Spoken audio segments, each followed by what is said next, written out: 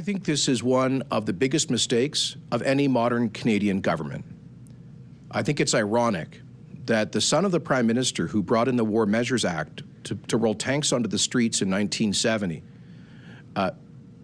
has now decided to bring in the successor legislation to the War Measures Act, the Emergencies Act, with no good reason. This Prime Minister created the problem to begin with his trucker vax mandate. That is bad public health theater. A few thousand unvaccinated truckers who could maybe take a negative rapid test in the isolation of their cabs are somehow a public health menace in a continent with tens of millions of active COVID infections. This is ridiculous. He brought in that requirement just as the rest of the world started dropping public health restrictions. After months of an exemption, it made no sense. And then when truckers started to protest, he basically started calling all of the people who disagreed with him Nazis, calling them names, inflaming the situation.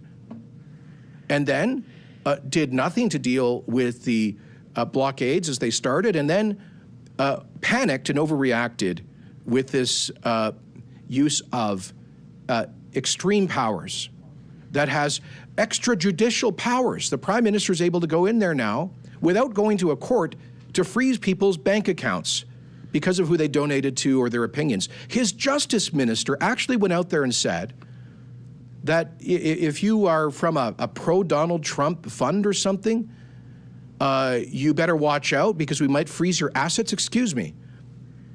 The Chief Law Enforcement Officer of Canada has said that if he disagrees with your political opinions, you better watch out because we might freeze and seize your bank account without going to a court.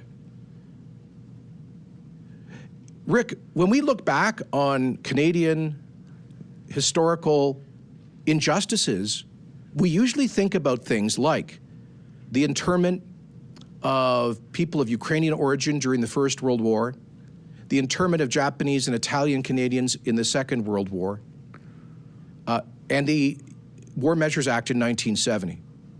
You know, prime ministers have had to stand up in Parliament to apologize for the use of the War Measures Act in the First and Second World Wars and how it was misapplied, the overreach. So I can't believe that he's going down this path. It is to try to distract, I think, from a problem that he created.